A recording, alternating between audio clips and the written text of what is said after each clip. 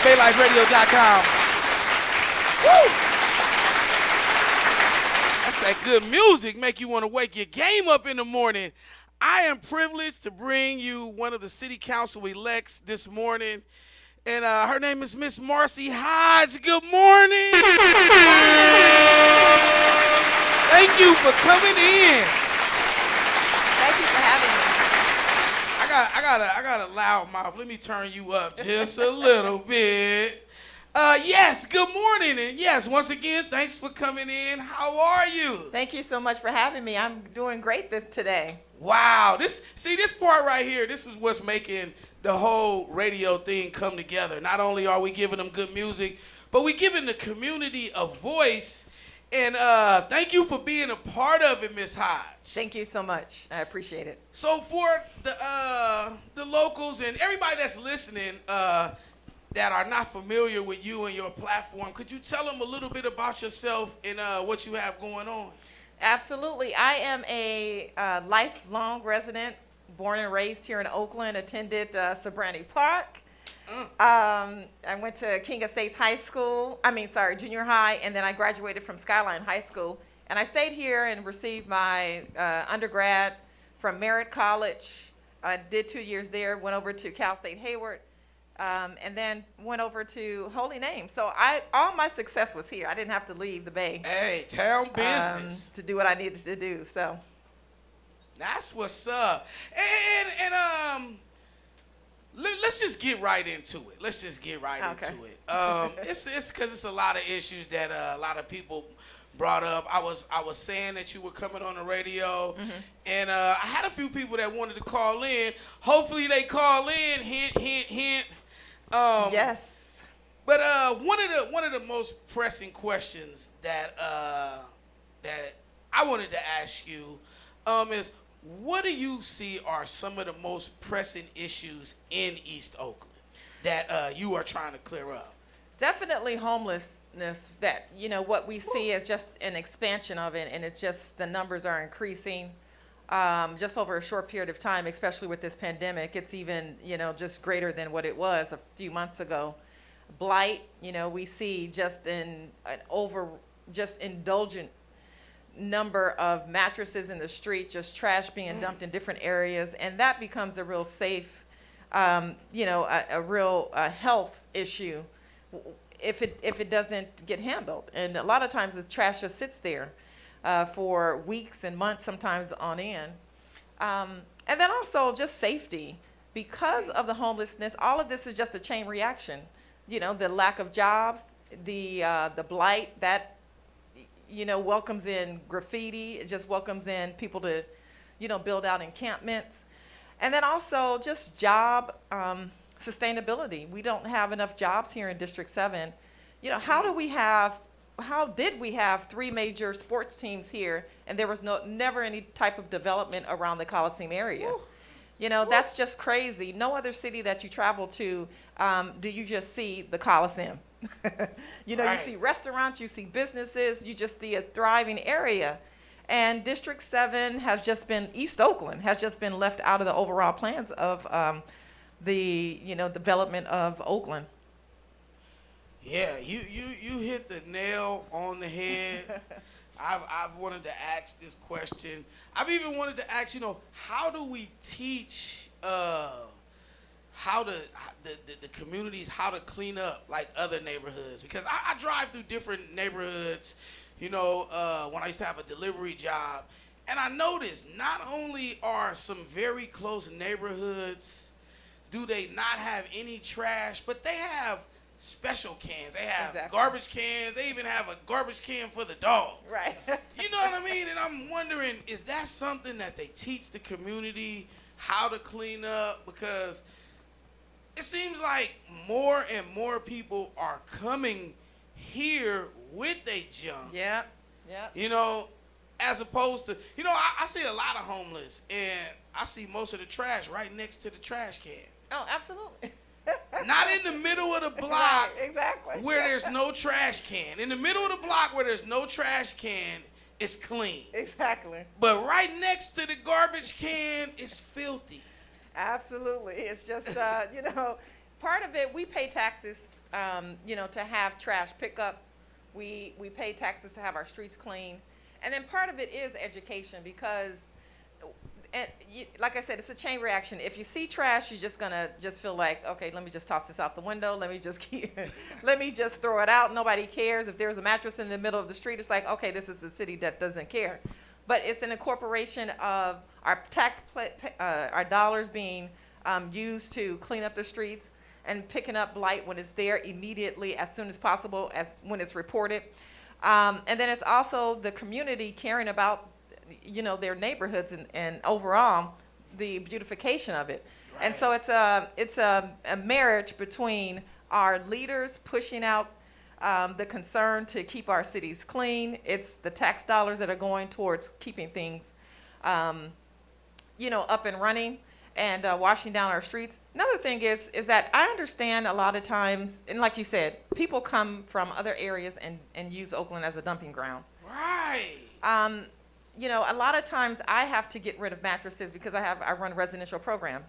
And those mattresses are almost $40 to discard each one. So the city needs to work out something with waste management so that at least twice a month people can go and dump those mattresses, free of charge. Right. Because that's one of the main issues that we're having. Like today, I had to go around the area that I was going around the street to bypass a mattress that was sitting right there in the middle of the street. It's unacceptable, and so we've got to definitely work on that. We need, someone that's going to be responsive to the needs of the people, and that's like one of the major issues. What you see and how you see a city is how you're going to treat it.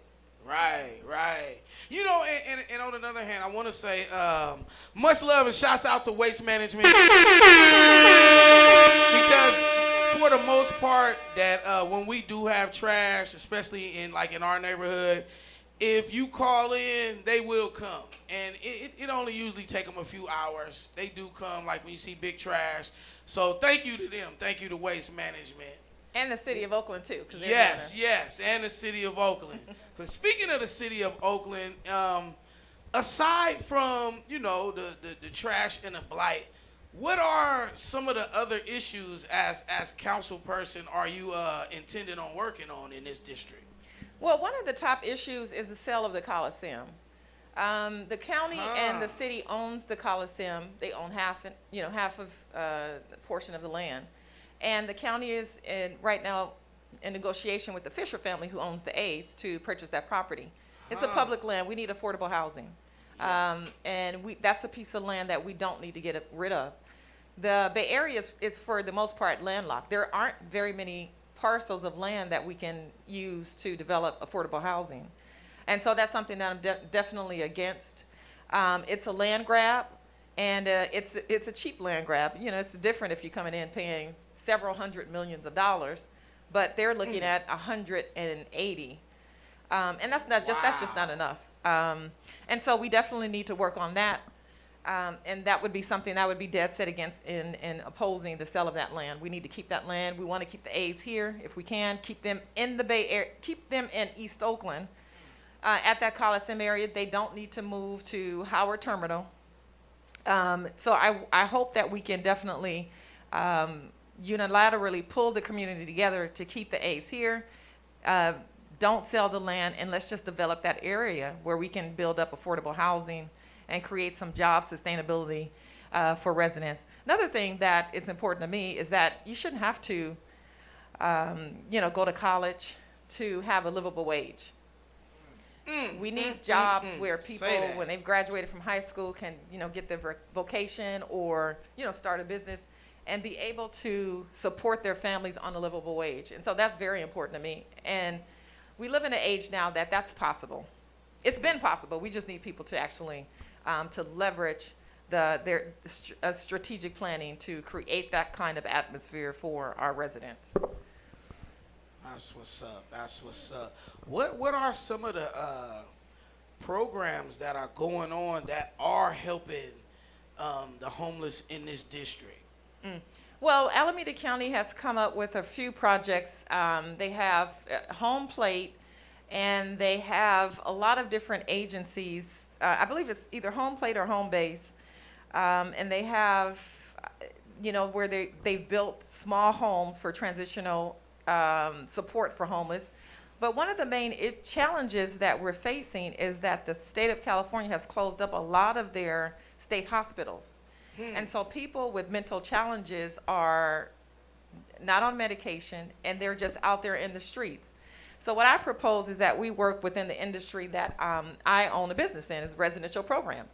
They're licensed by the state. They're already up and running, and many of my colleagues are thinking about switching their programs, closing them, or just trying to revamp their populations that they work with. So many times that can be with kids. They might be working with developmentally disabled adults. Why not work with business owners who already have programs up and running to serve the homeless that have been pushed out of these hospitals and who have mental challenges, who are on the streets, not medicated, and who can't transition. Even if you gave them a place to stay rent-free, they're not going to stay because they don't have the mental capacity to to stay there. And so that's one of the biggest challenges that I find with homelessness, is that while we have transitional programs that the county is offering, we have the small units that the city of Oakland has built up that are located throughout the city. You only get maybe, I think it's half a year, about 6 months, that residents are able to stay there and then transition out. They have the support they need, the health care, the access with healthcare agencies that are helping out with that, job programs. But for those who just don't have the mental capacity to even utilize or access those programs in that way, they're going to remain homeless. And so we've got to do something that's going to help and be committed to the mental challenges that also create perpetual homelessness. That's very touching. You spoke on that, because I have a close friend, right, and his dad is homeless.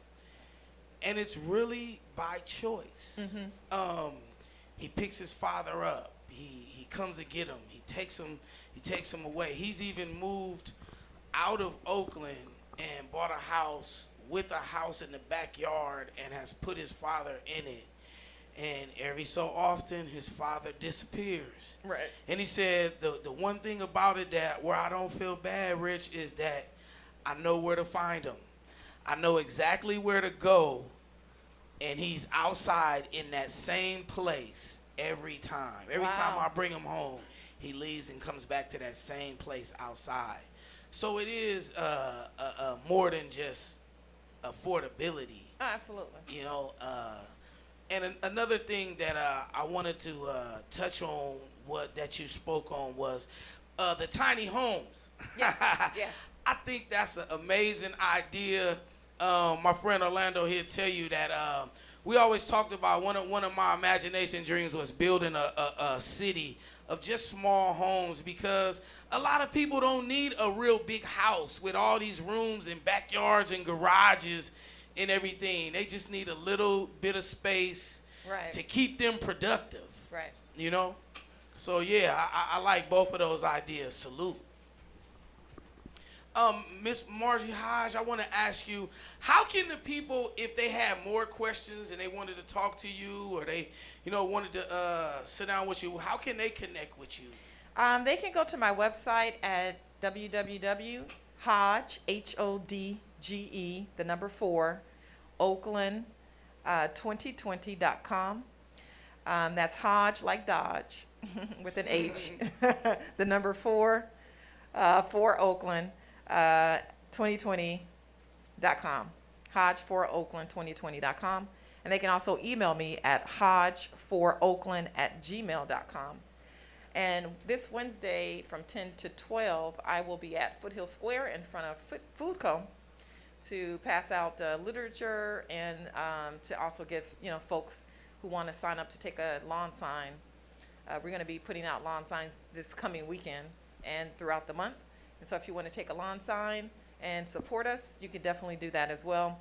The website will also link you to my Instagram account and Facebook, where you can follow me on what I'm doing and different activities that we have going on around the city and East Oakland. Beautiful, beautiful.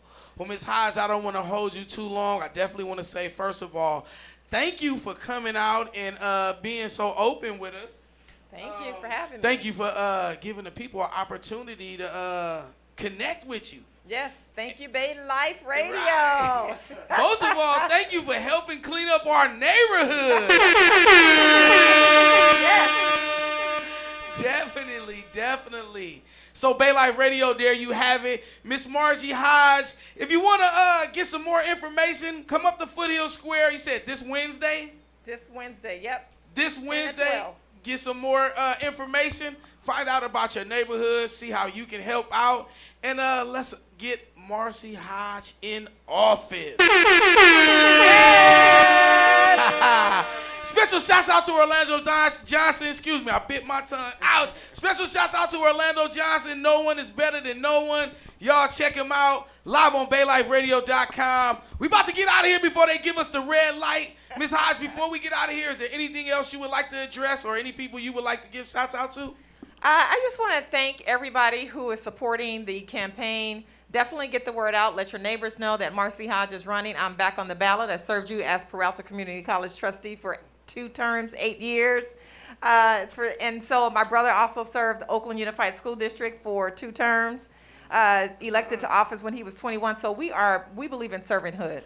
Just down the street, 75th and MacArthur, my mom's has been pastoring for the last 47 years. Woo. So I'm committed to Oakland. I love this city, and together we can make the change that we need. Yes. BayLifeRadio.com. Thank you, Ms. Hodge. Y'all stay tuned.